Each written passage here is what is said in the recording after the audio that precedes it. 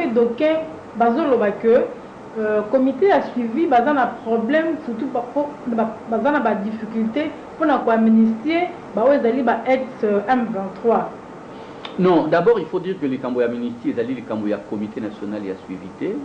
Comité national ya suivi na ba prérogative nango ezali chargé ya poursuivre application, il y a des recommandations, il y a concertation nationale. Et Amnesty, ils ont fait partie, il y a l'une des recommandations des concertations nationales. Loi Amnesty, ils ont qui voté par Parlement, il y a un moniteur gouvernement, ils ont qui n'a pas ça et salani gouvernement Tindaki Mikanda, et il y a qui n'a Sénat, et il y a pas biso, tu examiner, peut tu tomber na et mettre biso d'accord que tu as amnistié Bandeko, Basala Kimbeba, tu peux balander la Rabango pour Banda 2006, 18 février 2006, je crois, 20 décembre 2013. Donc, on a wana, comité national a suivi Moussala Nango et Kozala Pona Rotala, Soki Makambouango et tout Salama, Enge Bene na Mobeko. C'est comme ça, Nenge na Lobaki exemple, il y a Batouba Tala, beaucoup de gens contacter biso pona koyeba no makambo lobaki amnistie ngande konanga ipe kwa zala na kati to ngande konanga babosana ki. C'est dans ce sens-là que beaucoup de gens na batuke non bino batu ya comité national de suivi boye bake recommandation et zoma ki na concertation nationale et a appliqué conformément à la volonté des concertateurs. Donc ce n'est qu'à ce titre ndé au moni comité national de suivi et ko sala musala.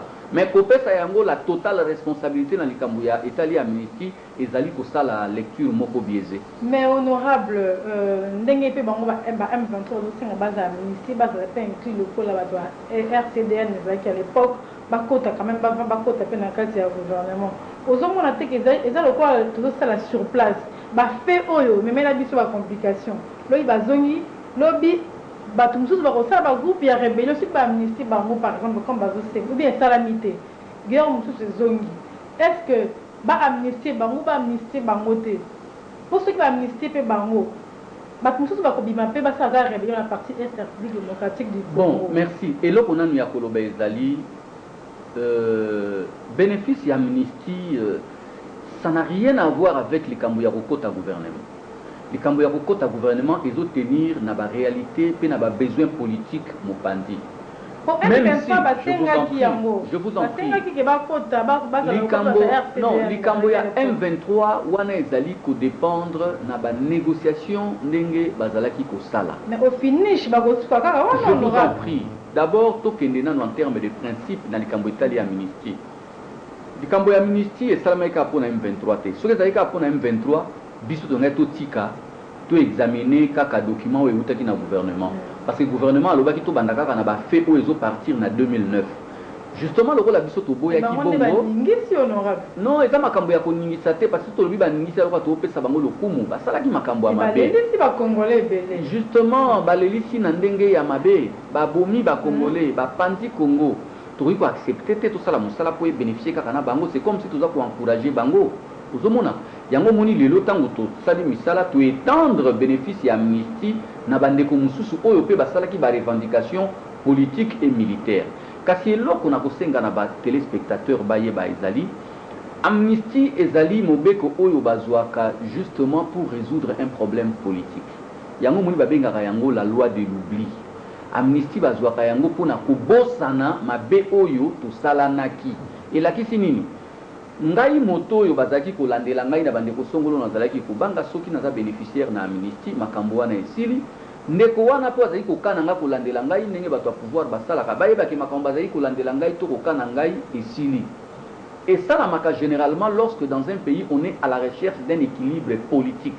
Tout le monde qui va mécontentement ezali ebele ndenge biso tolobi to s'engager na processus ya recherche ya cohésion nationale, c'est-à-dire recherche ya équilibre entre ba force politique et sociale Namboka, Batoba Zoa amnistie, comme ça chacun a comme la liberté d'action. Car si l'on a que na kati ya loi amnistie na biso, tozali ko encourager récidivité. D'ailleurs, loi na biso ya amnistie et si particularité moko et lobby, soki moto oza bénéficiaire na amnistie, to oza éligible na amnistie, au commettre ba fait oyo ba pesela ki yo amnistie ba ke amnistie na yo ekwei. Donc, ndeko moko te, même à moto M23, akoki kokanisa que lobby akosala susu makambo ya ndenge wana pe ekoleka kaka boye. Non, c'est justement pour ça que balobaki il faut un engagement individuel. Et là qui que ngai ndeko songolo nazalaki na groupe songolo nalobi makambo wana na kosala yango susu te comme ça mokolo kosala yango bakoopose yo engagement na yo parce que baloba non ozwaki engagement ya kosala susu makambo wana te lokolo osali yango oyo nyonso bénéficiaki nango avant ekwei mpe bato bayeba amnistie eza koencourage impunité te elobi te lokola lobi bato bazalaki kaka na bizaleli ya kozwaka mandoki kosalaka boyeboyeboye mpe tokocontinue bongo non neti ngai lokola nazali na famille politique na ngai yo oza moto ya mibeko balobaki un état est fort quand ses lois sont fortes po eza eloko moko tokobenga amnistie mais c'est ce qui s'était fait bien avant bato basali rébellion lobi bavandi te bango bazwi bavandi na kimia sans quiétude sans pour autant payer par rapport à babiloko badeli oyo bacommettre bato babomi mais ozomona te ke soki tozosala kaka bongo ça affaiblit notre l'état pourquoi l'état congolais a sanctionné te akosinaka kopesa bango bamesure de grâce baamnistaka barebele bazolelisa bapeuple congolais eza mpona yango que moi je suis de ceux qui luttent contre l'impunité, il y a des auteurs, il y a des crimes graves, et je suis de ceux qui soutiennent le dialogue dans la politique. Au moment où nous avons une concertation, batomingi bandima kite balobi na mboka na biso a pouvoir ata basanga no position et simbakate. Tolobaki toyeba ko kende malembe na ba démarche moko républicaine, ba congolais ba comprendre que par le dialogue nous pouvons nous offrir des choses et par le dialogue nous pouvons nous faire des concessions.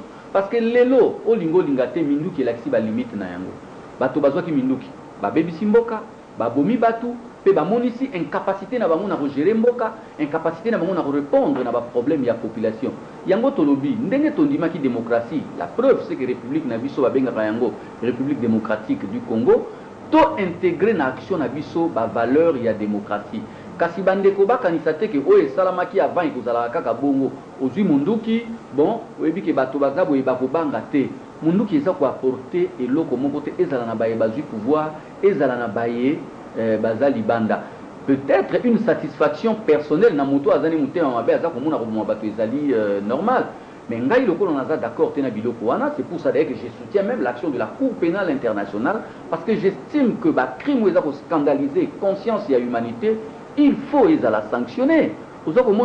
Mais bateau ba moni ke ba retirer force na bango na minduki ba etali bango mais moi je reste convaincu que développement est na paix et dialogue ne bendaka paix. Donc ata lelo moto a comprendre le rotosalité mais je sais qu'avec le dialogue to obtenir ou que ça la profitable ata na moto wa. Honorable bon on a moto a bomé le lisi bata tanisi makila. Azara, il faut que capter qu'il y a une procédure, il y a un dialogue, il ne faut pas sanctionner. Non, confusion maman, du monde. Comment on appelle que le Congo a frappé cette fois-ci? Confusion pèse à la Nesika Wanate. Quand on a loi, on a amnistie. Et ça, on a des crimes oyo, et ça amnistiable. Tu prévoyais qu'il y a un go. Crime de guerre. Il ne faut pas confondre fait de guerre et crime de guerre. Non. Crime de guerre. Crime, il y a génocide. Crime, il y a violence sexuelle. Crime, il y a viol. Détournement, pillage, deniers publics. N'a écoute moto yambi na émission. N'a proposé qui terrorisme. Indi mama qui na plénière. Oyo nyonso baza poursuivi pour biloko wana bakozala amnistie. Donc bandeko baza kolanda biso. Mitungisa te. Bayeba que soki na ndambo ya M23, soki na ndambo ya groupe attaque nini, moto moko aza poursuivi pour crime contre l'humanité, pour crime ya génocide, pour crime lokola ya violence sexuelle, mutu wana ko bénéficier na amnistie. Yango moni na sengi na bandeko, baluka mibeko wana, batangaka yango po ba équivoque mususu ezalaka te. Parce que na yebi que bandeko mususu basalaki campagne moko ya lokuta en disant à la population non batu wana ba voter loi pour ba amnistier batoyo basali makambo ya mabe na este. Non, omoni ba fait de guerre ezali ba fait moko parfois minime oyo se kometaka à l'occasion ya guerre moko tant mususu élément moko ya troupe asalaki mo ambeba mo nini mais ba oyo bazali ba ekoko tingi ya makambo wana responsable ya ba fait grave bakozala amnistie te. Donc biso tokoki te lelo lokola tout ça pour se présenter comme ba défenseur ya population to accepter que bato bata ko sala mabe ya ndenge wana na population batambola comme si ils étaient des anges de Dieu. Non non non. Ça, on peut pas honorable Serge Mayam, bateau le était membre du gouvernement et à cohésion nationale, qui aux hommes te dit que le gouvernement des alliés que vous présentez Premier ministre, mais certaines langues bazolo ba ke kengo wa dondo alingi azala preneur ya primature. Est-ce que c'est une révision constitutionnelle honorable? Bon, likambo ya gouvernement ya cohésion et sengeli bandeko baye bananu que ezali conséquence ya ba misala ou esalamaki na ba concertation nationale. Et concertation nationale et salamaki sur base il y a certains principes, le ko la ba consensus, tolobaki non. To sortir un peu na cadre ototiaki poto ye bandenge ni to retrouver solution na makambo ezali koleka na mboka. Moni politique nde mutu e orientaka nyonso bato bakoyi kosala. Lelo bato batagi yo tangelingali kombo ya président ya Sénat, bato mingi pe bazali koloba yango, mais moi je peux vous assurer que na démarche nangai j'aime mettre de l'équilibre. Pour équilibrer ezala, na préférera kolobela na nous ba valeur.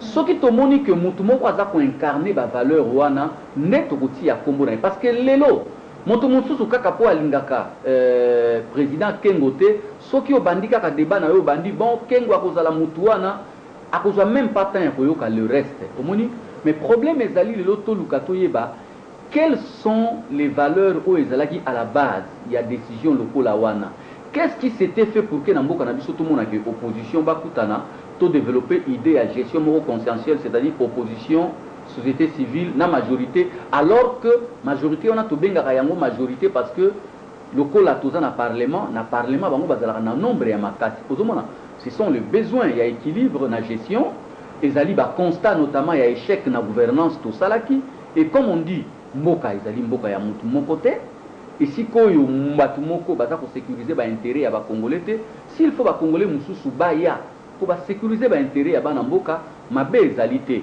kasi mabe eza kouta tango bato moko balingi ba diaboliser schéma wana en mettant au devant de la scène kombo ya bato et c'est en ce moment que makambo mingi toza ko échouer parce que même population aza ko comprendre makambo toza ko sala te parce que tozo memaye musika ya ba valeur président Congo et aussi la présidence ya ça aux alliés au président de la République même Joseph Kabila Kabange na discours na lobaki que à tout au pays membre comme ça base à intensifier mais certaines langues des autres qui va pays membre on a besoin la politique et leurs moyens à bangoté surtout dans le Congo on lobby que na mboko au même panier ya ménagère et d'aller leur les autres luxe ils aux alliés aux députés à partir il y a Tchangou au monde a comme bato ba vivre comme bazo souffrir est-ce que certaines langues lobby que pays membre besoin la politique à leurs moyens à bangoté ça a raison ou pas parce que les Congolais la surtout est social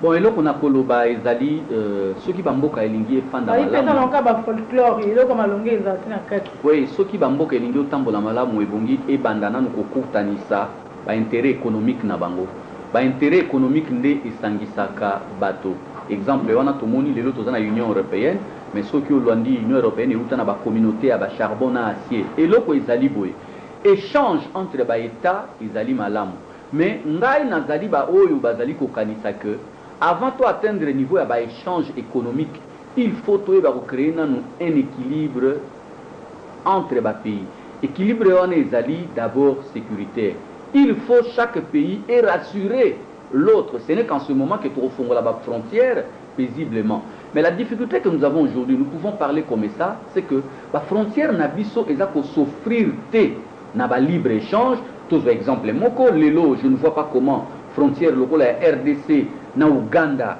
et Gozala totalement ouverte alors que nous savons que de part et d'autre il y a des groupes où ils ont na makambo mandoki frontière ya biso locale na Rwanda je ne vois pas comment Gozala facilement fréquentable parce que d'abord confiance les athées parce que nous accusons le Rwanda de nous déstabiliser en entretenant les groupes armés donc moi je crois aujourd'hui il faut d'abord Tobanda pour nous rassurer mutuellement. Il faut RDC et la Kisake et mettre en péril l'intérêt politique ya Rwanda et vice versa et ça la bongo pour Angola néo en ce moment là la frontière est disparaître donc privilégier l'intérêt socio-économique donc ce qui va cambier comme ça va réussir aspect où il faut privilégier Zalina Luana c'est-à-dire il faut na bamboka mettre en place gouvernance oyo et ça pour rassurer tous les citoyens citoyen va éviter koluka appui na bamboka mususu pour déstabiliser le gouvernement na bango pe ba gouvernement mususu etika ko entretenir ba groupe eza ko déstabiliser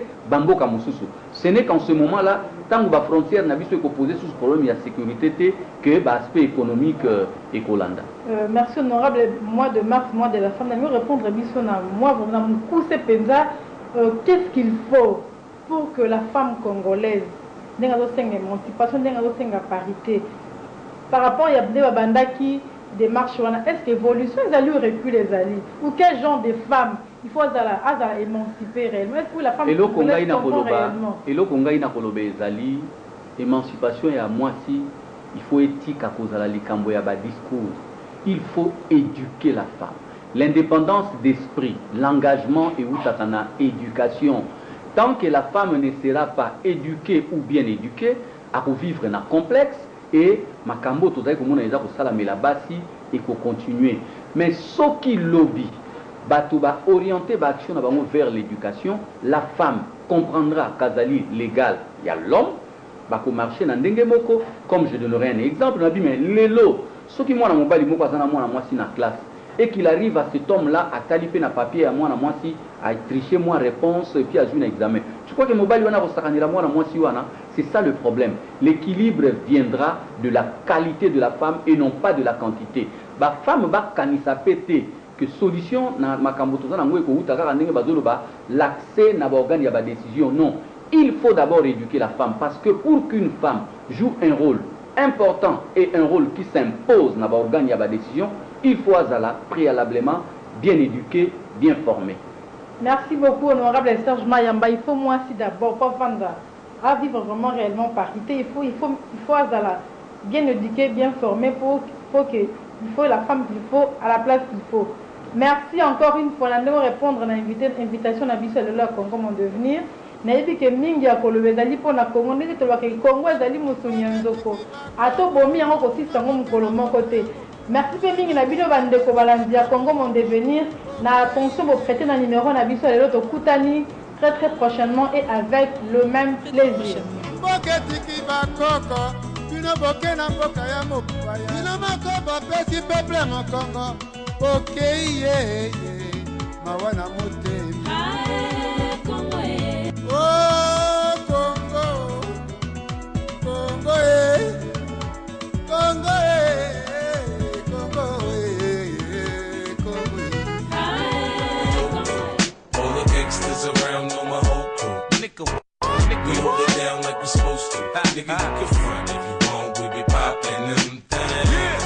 Every hood we go through. All the gangsters around know my whole crew. Nigga, we hold it down like we supposed to. Nigga,